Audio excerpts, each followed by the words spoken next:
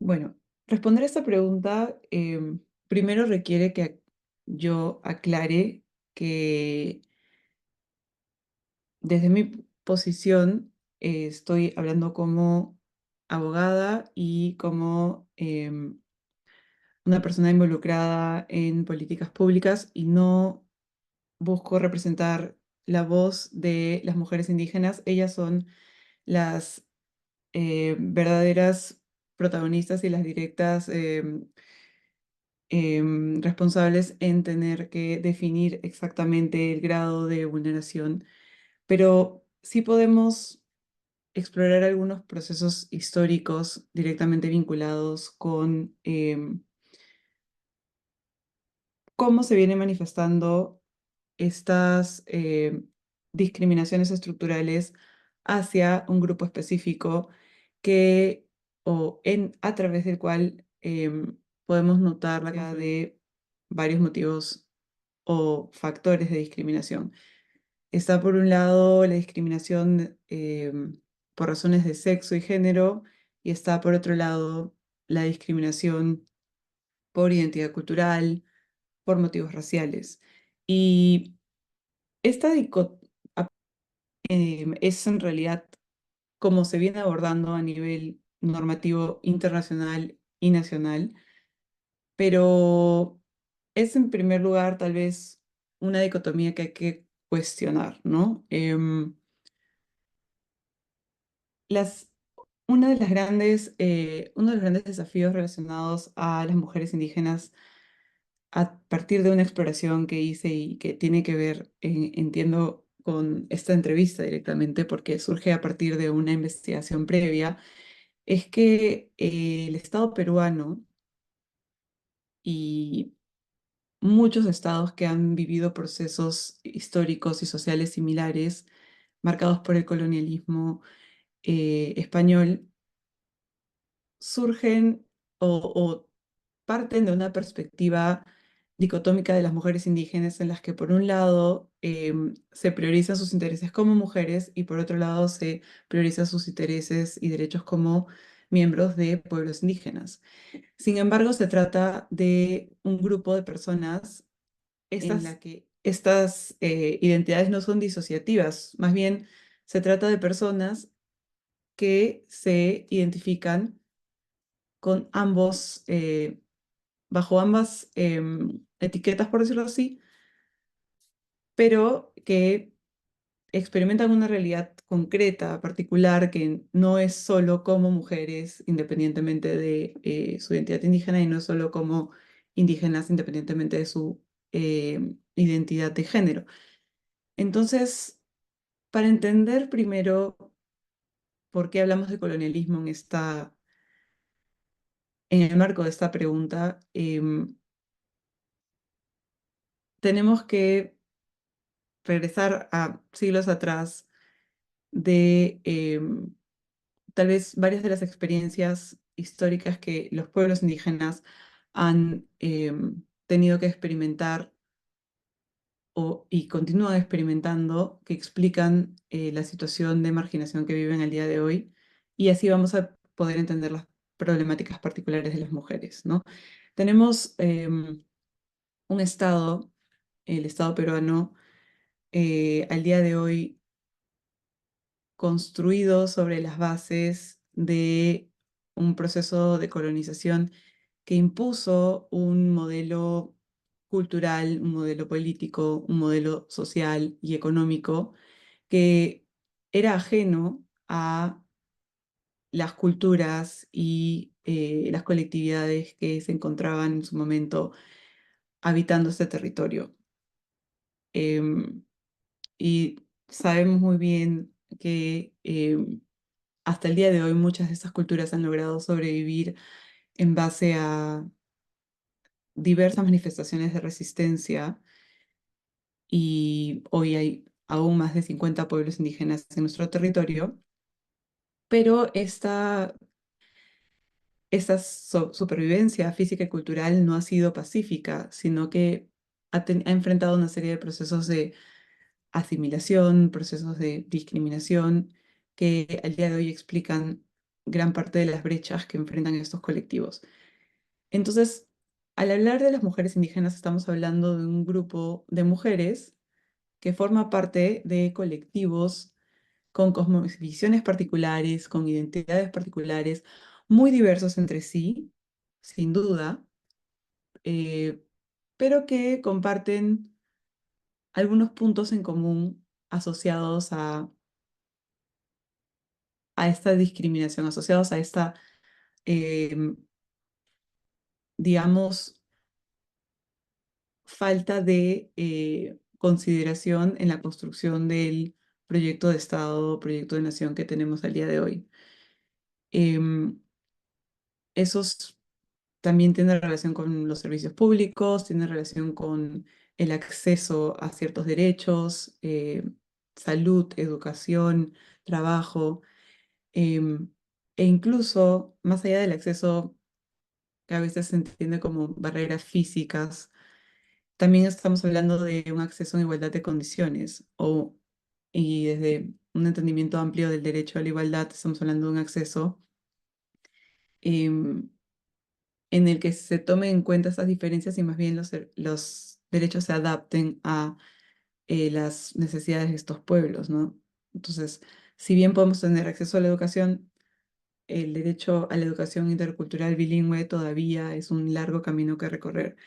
Y a eso es a lo que me refiero con cómo se experimenta al día de hoy el colonialismo contemporáneo en la institucionalidad estatal.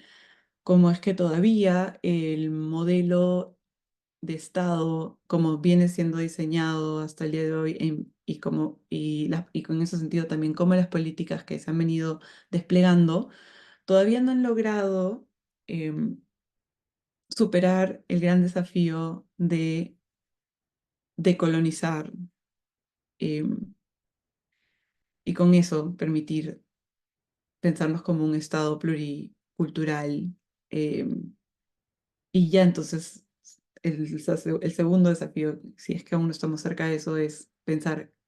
cómo sería un Estado en el que las mujeres indígenas sean participantes activas, al menos en su construcción, ¿no?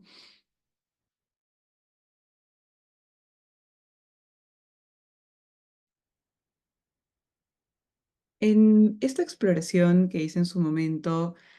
hace más o menos 2 años atrás,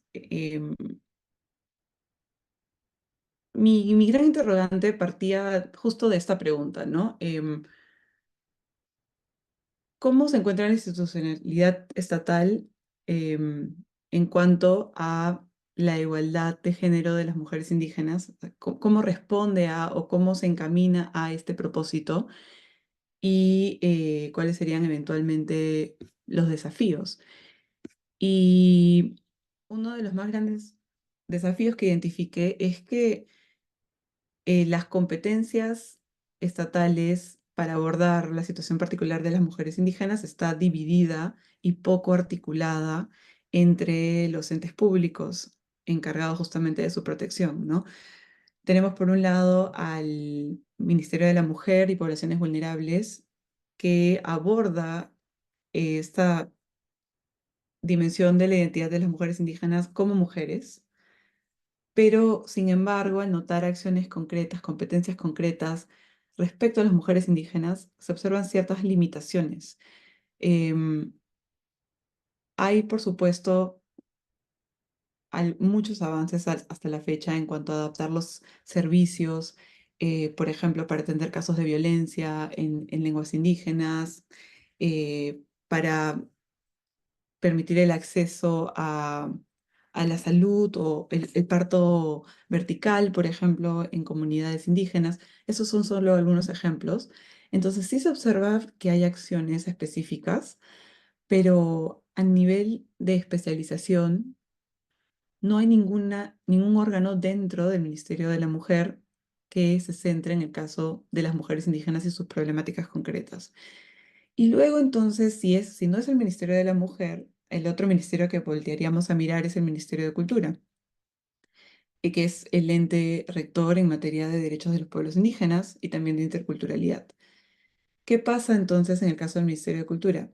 Que Aquí sí se aborda la identidad cultural, sí se aborda la dimensión colectiva de los derechos de los pueblos indígenas, dentro de ellos también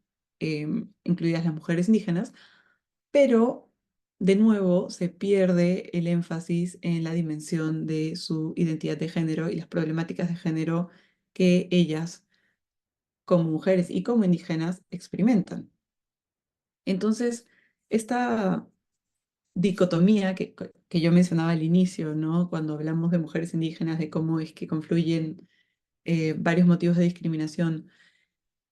parece que se traducen en la estructura estatal. Tenemos un ministerio que solo aborda género, tenemos un ministerio que solo aborda la dimensión cultural, pero hay poca conversación a nivel competencial entre estos dos ministerios. Lo mismo pasa con las políticas públicas y con la normativa existente, que además de ser reducida, también dentro de de los posibles avances es insuficiente y está muy desarticulada. Hay normas muy específicas para temas concretos sobre violencia, como mencionaba, para parto vertical, para participación de mujeres, participación política de mujeres indígenas, pero no hay una política o no hay una normativa, acción de carácter integral que permita construir acciones que puedan ser medibles en el tiempo. Y lo más grave, y creo que este es el desafío más grande, es que los espacios de participación de las mujeres indígenas no están claramente dibujados. Hay un comité, una comisión que se reúne poco y hasta la fecha no estoy segura de si sigue activa, por ejemplo. Em, entonces, está sucediendo eso, básicamente, una falta de priorización, diría yo, y una falta de articulación a nivel estatal que permita atender la situación concreta de las mujeres indígenas.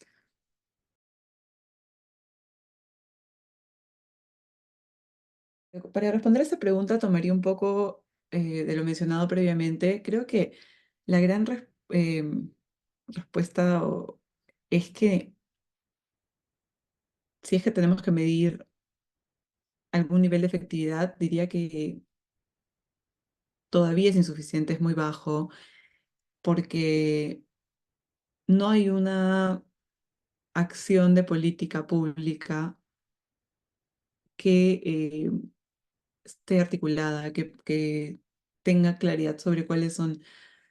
los objetivos, cuáles son los servicios concretos orientados a mujeres indígenas y cómo se van a medir en el tiempo para efectivamente lograr algún tipo de avance o cambio. Y una de las acciones más prometedoras en su momento, cuando yo inicié esta investigación, era la aprobación de la Política Nacional de Pueblos Indígenas, allá por el 2022. Y lastimosamente, justamente hoy, antes de em, reunirme con ustedes, estuve indagando un poco más en cuál era el estado de estas acciones y tengo entendido que aún no está aprobada. Entonces, esa política, por ejemplo, tenía toda una sección enfocada en objetivos vinculados a mujeres indígenas, que en su momento de construcción había sido socializada con organizaciones indígenas integradas en su mayoría por mujeres, lideradas por mujeres, y que hoy más bien se trata de una acción frustrada de poder lograr ese tipo de avances, ¿no? Entonces, diría que las políticas como se encuentran al día de hoy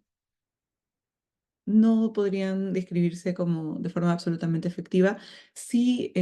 por supuesto, son avances que hay que reconocer, pero todavía falta dar ese salto que demuestre un verdadero compromiso con apuntar a una igualdad integral.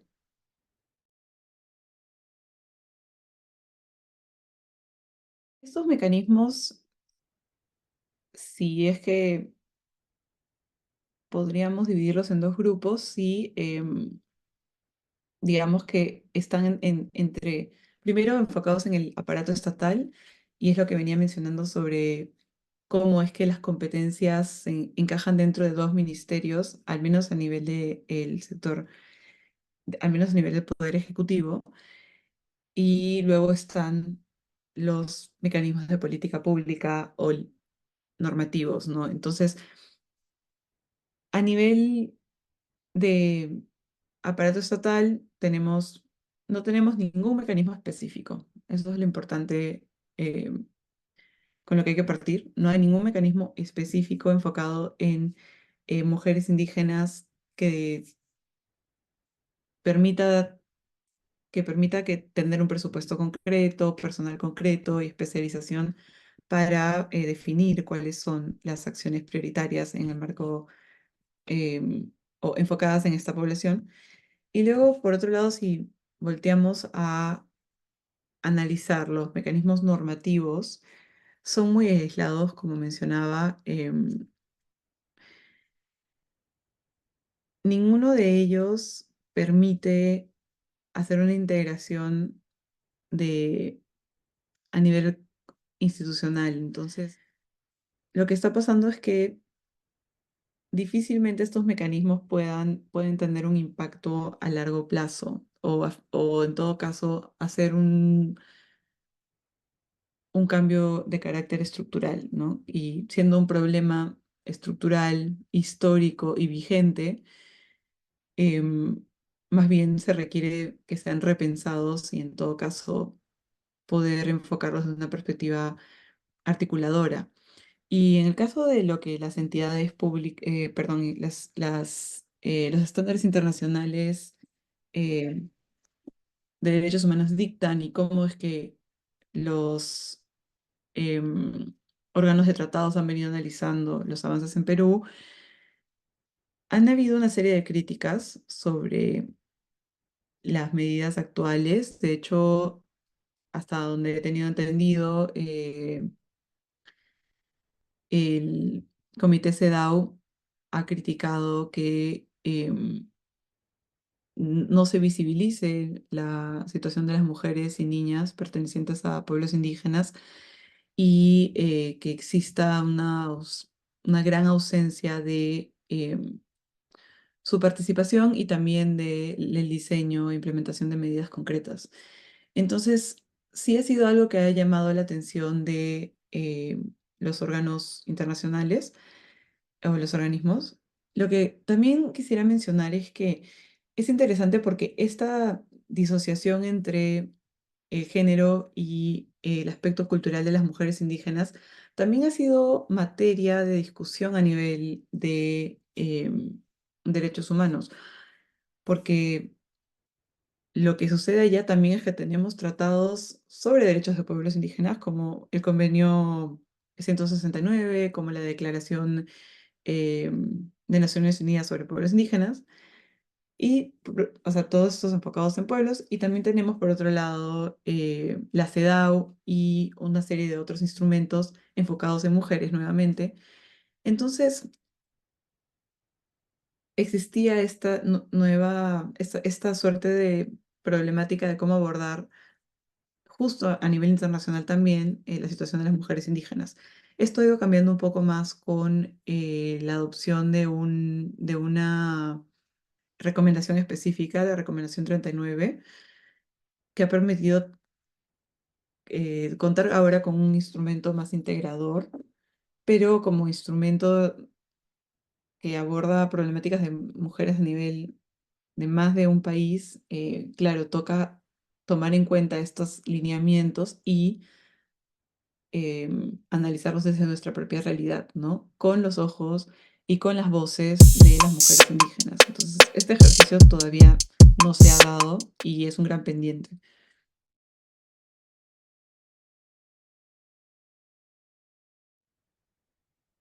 El, el papel de las mujeres indígenas es, diría que es central, pero tal vez es insuficiente describirlo de esa manera. Creo que ellas son las que deben liderar las decisiones estatales que se tomen en torno a estos asuntos porque son básicamente decisiones que afectan o buscan favorecer sus propios derechos. Entonces, hay una deuda histórica con, en general, los pueblos indígenas y en especial con las mujeres indígenas respecto a su participación en procesos de toma de decisiones. Y esto es algo que ya entró en la conversación hoy en la agenda pública hace ya muchos años en Perú, pero todavía en el caso de mujeres indígenas existe una brecha. Em, existen, todavía estamos avanzando en crear mejores mecanismos para garantizar su participación efectiva. Entonces, creo que la respuesta en simple sería que no debe haber ningún tipo de diseño de acción en favor de las mujeres indígenas sin que se cuente con su participación, sin que se cuente con su visión y con un espacio donde ellas puedan decir cuáles son sus necesidades y expectativas respecto a estas acciones. Eso como marco general. Y luego, sobre cómo fortalecer su participación, parte de crear espacios inclusivos que, que tengan una periodicidad real. Hay en muchos casos en el Estado un ejercicio de crear comités, de crear grupos de trabajo que se reúnen 2 veces al año y en los que no se puede trabajar em, mano a mano con los pueblos indígenas. Entonces, de lo que se trata es de que si se quiere implementar este tipo de acciones que realmente recobren la confianza de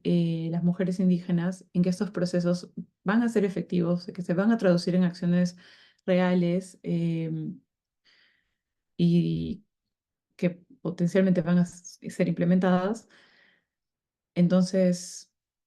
sí, todavía es algo que hay que fortalecer sin lugar a dudas. Creo que como gran idea general que quisiera dejar en el marco de esta conversación que tenemos el día de hoy es que todavía hay un gran pendiente con las mujeres indígenas, con los pueblos indígenas en general, con las mujeres también, sí, solo que hablar de mujeres es insuficiente para abordar la problemática de las mujeres indígenas específicamente. Em, pero este gran pendiente requiere de acciones claras a nivel institucional, es decir, adaptar el aparato estatal para priorizar acciones y también a nivel normativo a través del establecimiento de políticas claras. Entonces, y también, y ya más bien abordando el problema de que se dan estas dicotomías entre lo cultural y el género, también hay que transformar esta visión de que las mujeres indígenas deben pararse con un pie en cada ministerio, un pie en cada, eh, digamos, grupo históricamente discriminado. Ellas en sí mismas son un grupo particular que tiene características que deben ser abordadas de manera articulada y de manera integradora. Entonces, en vez de exigirle eso a las mujeres, es el Estado el que tiene que adoptar el desafío de responder sin generar estas disociaciones.